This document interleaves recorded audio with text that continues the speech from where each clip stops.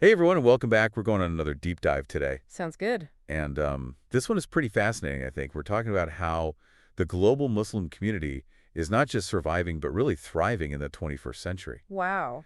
And our guide for this deep dive is a really insightful article from World Islam Expo Media. It's called Empowering the Global Muslim Community, Education and Activism. It is a fantastic piece. Yeah, it really captures how Islamic education is evolving, while staying true to its core principles.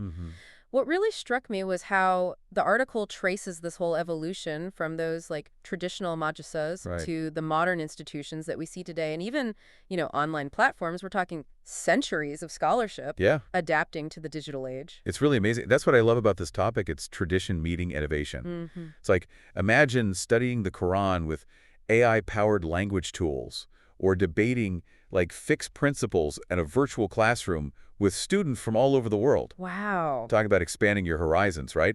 Exactly. And the article makes this point that this blend is essential. Yeah. It's not just about keeping up with the times, Mhm. but it's about making sure that Islamic education really equips people for the very unique challenges of the 21st century. So how does the article see that happening? What are the building blocks? Well, it highlights a few, these core components that remain essential: Quranic studies, tajweed, Islamic law, Arabic language, and Islamic history. And here's where it gets interesting. It's not just about memorizing facts. Right, there has to be more to it than that. So what's the deeper purpose? Well, the article argues that it's about cultivating this deep understanding of the faith, developing critical thinking skills, and then being able to apply those principles to Okay. navigate the complexities of modern life. Okay, Take tajweed, for example. It's not just about reciting beautifully, right. but about understanding how subtle differences in pronunciation can actually reveal these deeper layers of meaning in the Quran. It's like unlocking a hidden code.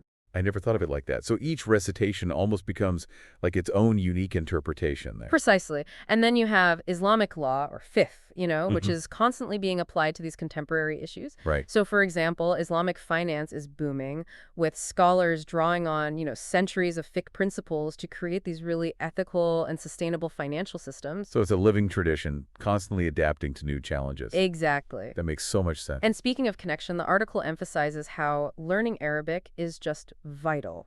It's not just the language of the Quran, but a gateway to this vast body of Islamic literature, poetry, and philosophical thought. Right. It's like gaining access to a whole new dimension of Islamic understanding. It's like suddenly you can be part of a conversation that's been going on for centuries. Yes, You're not just learning a language, but you're joining a lineage of scholarship. absolutely. That's powerful. And this brings us to the next exciting point: the role of technology in modern Islamic learning. Okay. The article highlights the rise of online platforms, offering Islamic courses from renowned scholars and connecting students globally. It's breaking down geographical barriers and making Islamic knowledge accessible to anyone with an internet connection. It's like having a world-class Islamic university at your fingertips. It is. You could be studying Hadith in Cairo one day and exploring Islamic art in Istanbul the next, all from your living room. Exactly. That's incredible. And it doesn't stop there. The article also talks about how digital libraries and resources are giving us access to centuries-old manuscripts, rare books, and multimedia materials. Right. It's like unlocking this treasure trove of knowledge that was previously out of reach for, most people. So technology is not just about convenience. It's about preserving and democratizing access to knowledge. It's like bringing the past to life and making it relevant for the present. Exactly. And that leads us to another key aspect of empowerment, that the article highlights the role of community development and leadership. Okay, let's unpack that. What does the article say about how we build strong and vibrant Muslim communities in the 21st century? Well, it stresses the need for youth engagement programs that go beyond just traditional religious education. Okay.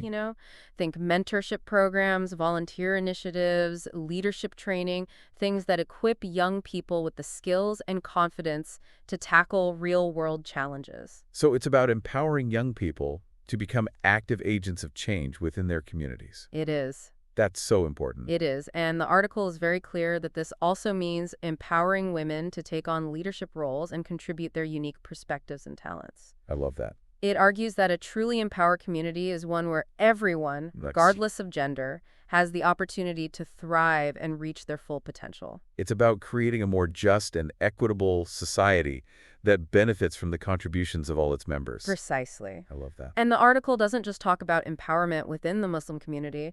It also emphasizes the importance of interfaith dialogue and understanding. Now, that's something I'm really interested in. How does the article see interfaith engagement playing a role in empowering the global Muslim community? Well, it argues that by engaging in respectful dialogue with people of other faiths, we can break down stereotypes, build bridges of understanding, and work together to address common challenges. Okay. It's about recognizing our shared humanity and finding common ground even amidst our differences. That's so powerful. It is. And I think it speaks to the core values of Islam: compassion, empathy, and a belief in the inherent dignity of every human being. Absolutely. It's about recognizing that we're all part of one human family, and that by working together, we can create a more peaceful and just world for everyone. Now, building on this idea of collective action, the article then delves into the importance of social activism within an Islamic context. Let's dive into that. What are some of the key areas of activism that the article highlights? Well, it starts by emphasizing how Islamic teachings motivate community involvement and promote social justice, equity, and the well-being of all top. And then, it gets into specific areas like environmental stewardship, social justice initiatives, and humanitarian aid and relief work. So it's about putting our faith into action, right? It's about taking those core Islamic values of compassion, justice, and service to others and translating them into tangible efforts to make a difference in the world. Exactly. And this is where the article gets really inspiring. Okay. It shows how Muslims around the world are taking the initiative to address pressing issues like climate change, poverty, inequality, and conflict. Right. And they're doing it in ways that are rooted in Islamic teachings and principles. That's so encouraging to hear. It's like a reminder that we have a responsibility to not just talk about these issues, Right. but to actually do something about them, Absolutely. to roll up our sleeves and get involved in making a positive change. Absolutely. And that leads us to another fascinating aspect of the article, the power of building strong global Muslim networks. Okay, let's explore that. How does the article see these networks contributing to the empowerment of the global Muslim community? Well, it talks about the potential of international educational partnerships where institutions from different parts of the world can collaborate Right. to share knowledge, best practices, and resources. I see. It also highlights the transformative power of cross-cultural exchange programs, where students and scholars from different Muslim communities have the opportunity to learn from each other and build these lasting relationships. It's like creating a global network of knowledge and support, Yeah, where individuals and institutions can learn from each other's experiences, draw on a wider pool of expertise, exactly. and work together to address shared challenges. Exactly. And the article also emphasizes the importance of professional development networks, where Muslim educators, activists, and leaders can connect with each other, share their skills, and support each other's growth. Right. It's about creating a sense of solidarity and collaboration that transcends geographical boundaries. That's so inspiring. It's like building a global movement of empowered Muslims who are working together to create a better future for themselves and their communities. And that brings us to the final piece of the puzzle that the article explores, Okay. the need to address contemporary challenges head-on. So this is where things get really real.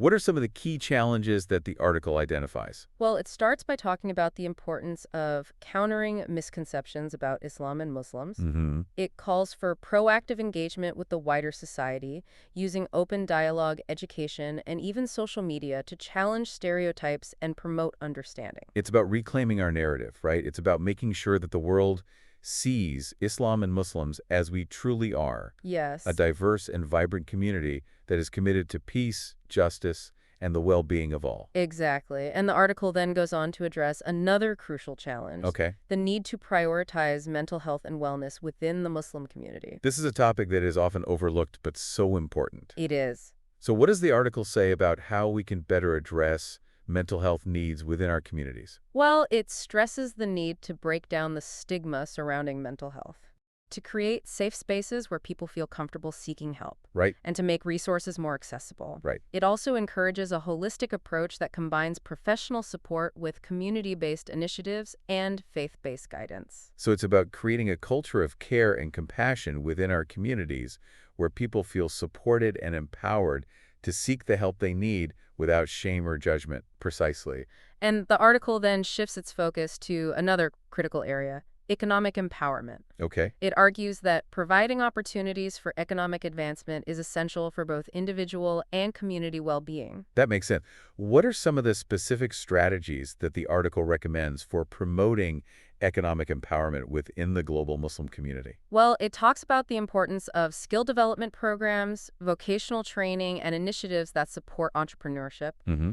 It also emphasizes the need for mentorship, networking opportunities, and access to capital for those who want to start their own businesses. So it's about creating an ecosystem of support that empowers individuals to achieve financial independence and contribute to the economic vitality of their communities. Exactly. And the article also stresses the need for sustainable development and future planning. Right. It argues that we need to think long-term, to build strong institutions, to ensure financial stability, and to have effective leadership succession plans in place. It's about ensuring that our efforts to empower the global Muslim community are not just fleeting moments of inspiration, but sustainable initiatives that will continue to benefit future generations. Precisely. It's about laying the groundwork for a thriving and resilient future for the global Muslim community. Wow, this has been an incredibly insightful conversation. It has. We've covered so much ground, from the evolution of Islamic education to the importance of social activism in global networks. Yes. And we've seen how Muslims around the world are rising to the challenges of the 21st century, drawing on their faith and their ingenuity to make a positive impact. It's truly inspiring. It is. The article Empowering the Global Muslim Community. Education and Activism provides a comprehensive and insightful roadmap for navigating the complexities of our time. It does. It's a call to action, urging us to be active and engaged citizens, to work together to build a better future for ourselves, our communities, and the world. But before we get too carried away with the big picture, let's zoom back in on a couple of particularly fascinating points from the article. Okay. I'm curious to hear your take on them. I'm all ears. First, I was struck by the article's discussion of how technology is being used to not only modernize Islamic education, but also to address contemporary challenges like Islamophobia. Right. It's like, on the one hand, we have these incredibly sophisticated online platforms and digital resources that are making Islamic knowledge more accessible than ever before. Mm-hmm. And then on the other hand, we have social media platforms that are being used to amplify hateful rhetoric and spread misinformation about Islam and Muslims. It's a fascinating paradox, isn't it? It is. We have this incredibly powerful tool that can be used for both good and bad. Yeah. And I think it's a challenge for the global Muslim community to figure out how to leverage the positive potential of technology while mitigating those negative impacts. Exactly. It's like we need to be strategic and intentional about how we use technology. We need to be savvy digital citizens, using our voices to challenge hate speech, to promote accurate information about Islam, Yes. and to build bridges of understanding across cultures. I completely agree. And I think there are some really innovative initiatives happening in this space. For example, there are Muslim organizations that are using artificial intelligence to identify and counter Islamophobic content online. Cool. And there are social media influencers who are using their platforms to challenge stereotypes and promote positive representations of Muslims. That's so encouraging to hear. It is. It's like a reminder that we're not powerless in the face of these challenges. Yeah. We can use technology to fight back against hate, to promote understanding, and to build a more just and equitable world. Absolutely. And speaking of using technology for good, the article also had a really interesting section on how Muslims are using technology to promote sustainable development and address issues like climate change. Oh yeah, I remember that. Yeah. It talked about how Muslim entrepreneurs are developing innovative solutions for clean energy, water conservation, and sustainable agriculture. And it highlighted how Muslim organizations are using mobile technology to connect people with resources and opportunities in their local communities. It's amazing to see how Muslims are stepping up to address these global challenges, Right. drawing on their faith, their creativity, and their technological savvy. Yeah. It's like a reminder that we have a responsibility to care for our planet and to build a better future for generations to come. Absolutely. And I think it's important to note that these efforts are not happening in isolation.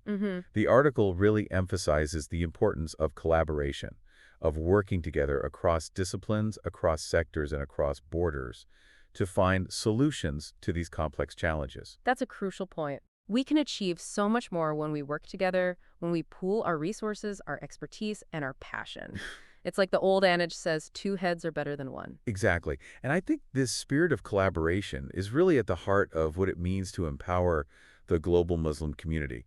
It's about recognizing that we're all in this together, that we have a shared responsibility to make the world a better place and that we can achieve incredible things when we work together with a common purpose. Beautifully said. And I think that's a perfect note to end on for this part of our deep dive. Okay. We've explored the historical context, the core principles, the challenges, and the opportunities. Yeah. But most importantly, we've seen how the global Muslim community is rising to the occasion, demonstrating resilience, creativity, and a deep commitment to making a positive impact on the world. I couldn't agree more. But before we wrap up, I'm curious to hear your thoughts on something that's been brewing in my mind throughout this conversation. Oh, okay. I'm intrigued. What's on your mind? Well, we've talked a lot about the importance of education, activism, and community development. Mm-hmm. But I'm wondering, what role does spirituality play in all of this? How does our connection to Allah, our practice of Islam, fuel our efforts to empower ourselves and our communities?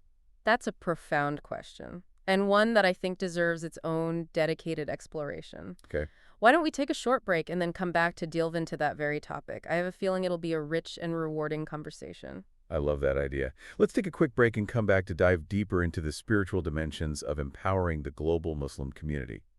Welcome back, everyone. So before the break, we were discussing the role of spirituality in empowering the global Muslim community. Yes, it's such an important aspect that we often overlook, when we're talking about education, activism, all these external efforts. You're absolutely right, because ultimately our strength, our resilience, our drive to make a positive impact, it all stems from our connection with Allah. That's a beautiful way to put it. It's like our spirituality is the wellspring, from which all our actions flow. So how does the article connect those dots? How does it see Islamic teachings informing this process of empowerment? Well, it emphasizes how core Islamic values like compassion, justice, service to others are really the driving force behind so much of the activism and community development we're seeing today. Mm-hmm. For example, when Muslims are on the front lines fighting for climate justice or advocating for the rights of refugees, Right. it's not just out of a sense of social responsibility. Right. It's deeply rooted in their understanding of Islamic teachings. That makes me think about the concept of Khalifa in Islam. The idea that we are stewards of the earth, entrusted with its care and responsible for its well-being. It's like when we're engaged in environmental activism, Right. we're actually fulfilling a deeply spiritual obligation. Exactly. And the article goes on to explore how Islamic principles like zakat, charity, and sadaqah, voluntary charity, encourage a culture of giving back to the community. And these principles aren't just about financial contributions. Right. They're about recognizing the interconnectedness of humanity and our responsibility to uplift those who are less fortunate. It's about embodying that beautiful hadith where the Prophet Muhammad, PBUH, said, "The believer's shade on the day of resurrection will be their charity." So every act of kindness, every effort to make someone else's life better becomes a source of spiritual nourishment for ourselves as well. I love that perspective. It really highlights how our spiritual practice and our social engagement are so intertwined.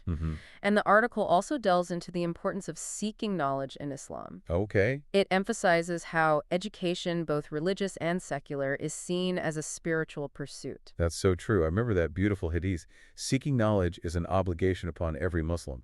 It's like our quest for knowledge, Yes. our thirst for understanding, is itself an act of worship. Precisely.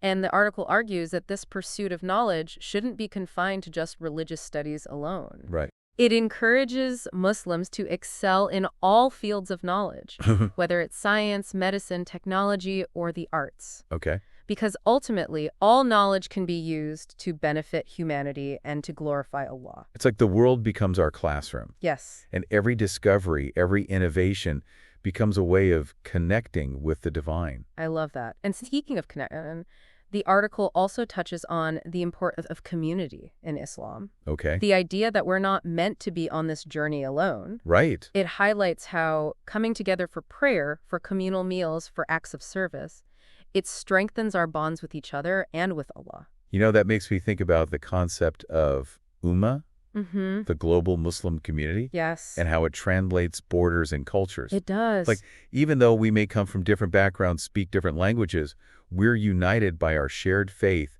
and our commitment to supporting each other on this spiritual path. That's a beautiful reflection. And I think that sense of belonging, that feeling of being part of something larger than ourselves, yes, it's incredibly empowering. It is. It gives us strength in times of difficulty and motivates us to strive for excellence in all that we do. It's like knowing that you're not alone in your struggles, that there's a whole community out there that has your back, cheering you on, and praying for your success, Mm-hmm. and knowing that you have a responsibility to do the same for them. Exactly. And I think that that brings us back to the core of our conversation, the idea that empowering the global Muslim community is not just about achieving these external goals. Right. It's about nurturing our inner selves, Mm, cultivating our spiritual connection with Allah, right. and embodying those Islamic values that inspire us to be our best selves. Beautifully said. It's like all the efforts we make in the realm of education, activism, community building, they're all amplified when they're rooted in a strong spiritual foundation. Yes. It's that inner connection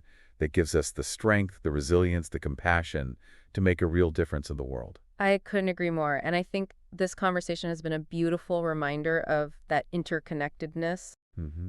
Now, as we continue this deep dive, I'm curious to hear your thoughts on something that the article touches on briefly, Okay. but that I think deserves more exploration, the concept of facing the future with both hope and a critical eye. Okay. I'm intrigued. What do you mean by that? What are some of the challenges that the article highlights as we look towards the future of the global Muslim community? Well, it acknowledges the ongoing struggles against Islamophobia discrimination and the various forms of injustice that Muslims face around the world. Right. It also points out the need to address internal challenges like Hmm. sectarianism, extremism, and the need for greater inclusivity within our own communities. That's so important to acknowledge. It is. It's like while we celebrate the progress and the achievements, Mm-hmm. we also have to be honest about the challenges, both external and internal, Yes. and be willing to confront them head on. Exactly. And the article argues that we need to do so with both a sense of urgency and a long-term vision. Okay? It encourages us to learn from the past,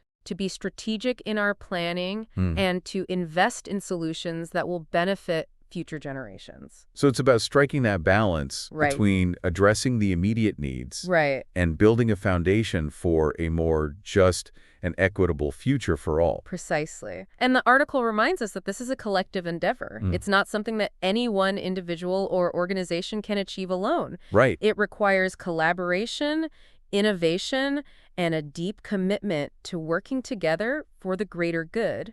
That brings us back to that beautiful concept of Ummah, Mm-hmm. the global Muslim community, Yes. and the power of unity and collective action. You're absolutely right. And it's a reminder that we're not just working towards a better future for ourselves, but for all of humanity. Right. Because ultimately, our destinies are intertwined. Yes. And our efforts to create a more just and compassionate world benefit everyone. I love that. It's like our efforts to empower the global Muslim community are ultimately contributing to the well-being of all humankind. They are. And that's a beautiful and inspiring vision to hold on to. It truly is. And I think it's a testament to the universality of Islamic teachings, Mhm. which emphasize compassion, justice, and the inherent dignity of every human being. You know, this conversation has been so enriching, It has. and it's really sparked a lot of new ideas and perspectives for me. Good. But I'm also curious, what stood out to you the most from the article? That's a great question. What insights really resonated with you? For me, it was the emphasis on the interconnectedness of things. Okay. The article really highlights how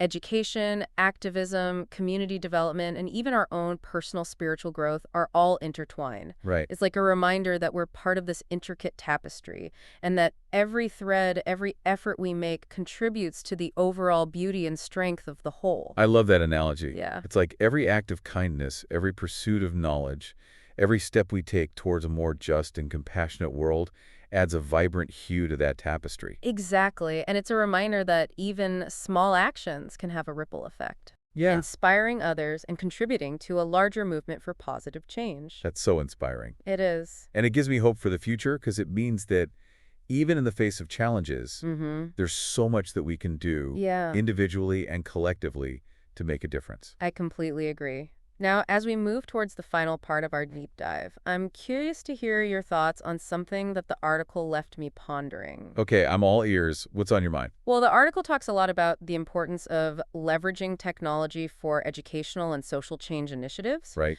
but it also acknowledges the potential pitfalls, Okay. the ways in which technology can be used to spread misinformation and exacerbate existing inequalities. Right, like we were talking about earlier. It's Yeah. a double-edged sword. Exactly. So I'm wondering, how do we as a community navigate this complex landscape? How do we harness the power of technology for good while mitigating the potential harms? That's a great question, and one that I think deserves a dedicated conversation. Yeah. Why don't we jump into that very topic? I have a feeling it'll be a crucial conversation for the future of the global Muslim community. Welcome back, everyone. So before we left off, we were talking about a pretty crucial topic, how the global Muslim community can really navigate the world of technology, using it as this tool for empowerment while being mindful of the potential downsides. It's a tricky balance, for sure. Yeah, it is. I mean, we've seen how technology can really democratize knowledge, right? Connect people across continents and amplify voices for good. Right. But it can also, be used to spread this misinformation, sow division, and even fuel hate. Exactly. So where do we even begin to tackle this? What are some concrete steps we can take as individuals and as a community? Well, the article really emphasizes something that's so important, and that's media literacy. Okay. We need to equip ourselves, and especially our younger generation, with the skills to really critically evaluate information online. It's not just about knowing what's true or false, but understanding the intent behind what we're consuming. That's so important. Yeah. It's like anyone can share a catchy headline or a flashy image, but understanding the source, the biases, the potential agenda behind it, Right. that's what separates informed engagement from just being swept along by whatever's trending. Absolutely. And part of that is also being mindful of our own online behavior. Right. Are we sharing things without verifying them? Are we contributing to the spread of negativity or harmful stereotypes, even unintentionally? Right. It's about taking responsibility for the digital spaces we inherit. It's like that saying, be the change you wish to see in the world, but applied to the online world. If we want a more positive and constructive online environment, we have to be intentional about cultivating that ourselves. Precisely. And the article also points out the need for more Muslim voices in tech. Okay. Not just as consumers, but as creators, innovators, entrepreneurs. Right. When we have more Muslims involved in shaping these technologies, we can ensure that our values and perspectives are represented. That makes a lot of sense. Right now, the algorithms, the design choices, the very way we interact online is largely shaped by people outside our community. It is. If we want tech that truly serves our needs and reflects our values, we have to be a part of building it. Absolutely. Imagine Muslim-developed social media platforms that prioritize ethical content moderation, or educational apps that incorporate Islamic principles of pedagogy, or even virtual reality experiences that help people connect with their faith in new and meaningful ways. Wow, those are some pretty exciting possibilities. They are. It's like instead of just reacting to the tech landscape as it is, we could be proactively shaping it to reflect our aspirations. Exactly. And this ties back to something we talked about earlier, the importance of building strong global Muslim networks. Right. When we connect with each other, share knowledge and resources, and support each other's ventures, we can create this more vibrant and impactful Muslim presence in the tech world. It's not just about individual brilliance, but about collective empowerment. Yeah. And it's about using technology not just to consume, but to create, to build, to contribute to the well-being of our communities and the world. And speaking of contributing, the article highlights something really inspiring: the role of technology in amplifying social good initiatives. Okay. We're seeing crowdfunding platforms that make it easier to support worthy causes, apps that connect volunteers with opportunities, and even AI-powered tools that are helping to optimize humanitarian aid distribution. It's like technology is giving us this whole new toolkit for making a positive impact. It is. And it's allowing us to reach more people, mobilize resources more effectively, and even personalize our giving in ways that we just never could before. Exactly. And it's also creating new avenues for raising awareness about important issues. Right. Social media can be such a powerful tool for amplifying the voices of marginalized communities, for documenting human rights abuses, and for mobilizing people around campaigns for social justice. It's interesting how the article doesn't shy away from those potential downsides of technology, but it also doesn't let that overshadow the immense good that it can do. It's true. It's about being realistic, but also hopeful, Yes. recognizing the challenges, but also embracing the opportunities. I completely agree. It's about approaching technology with wisdom and discernment, using it as a tool for empowerment, but always remembering that it's just that, a tool. Right, right. The real power lies in our own intentions, our values, and our commitment to using technology in a way that aligns with our faith and our aspirations for a better world. Beautifully said. And I think that brings us full circle to what we talked about at the very beginning of this deep dive. Empowering the global Muslim community is about so much more than just external achievements. It is. It's about cultivating our inner selves, strengthening our connection with Allah, and Absolutely. letting those values guide our actions in every sphere of life, including how we engage with technology. Absolutely. It's about being mindful, intentional, and purposeful in all that we do, online and offline, Hmm. and about recognizing that technology, when used wisely, can be a powerful ally in our journey of personal and collective empowerment. Wow, this has been such a thought-provoking conversation. It has. I feel like we've only just scratched the surface, but it's definitely given me a lot to think about and some concrete steps I can take to be a more responsible and impactful digital citizen. Me too. It's a reminder that we all have a role to play in shaping the future of technology and ensuring that it's used to create a more just, equitable, and compassionate world. And on that note, we've reached the end of our deep dive into empowering the global Muslim community, education, and activism. I want to thank you so much for joining me on this journey of exploration. Your insights have been so valuable. It was my pleasure. And to our listeners, thank you so much for tuning in to the World Islam Expo podcast. We hope this deep dive has inspired you to think critically about your own relationship with technology and to explore ways you can use it to empower yourself and your community. We encourage you to continue the conversation online, share your thoughts and ideas, and connect with other Muslims who are passionate about using technology for good. And be sure to visit the World Islam Expo website or connect with your local Muslim organizations to learn more about the incredible work being done in this space. Until next time, may peace be upon you.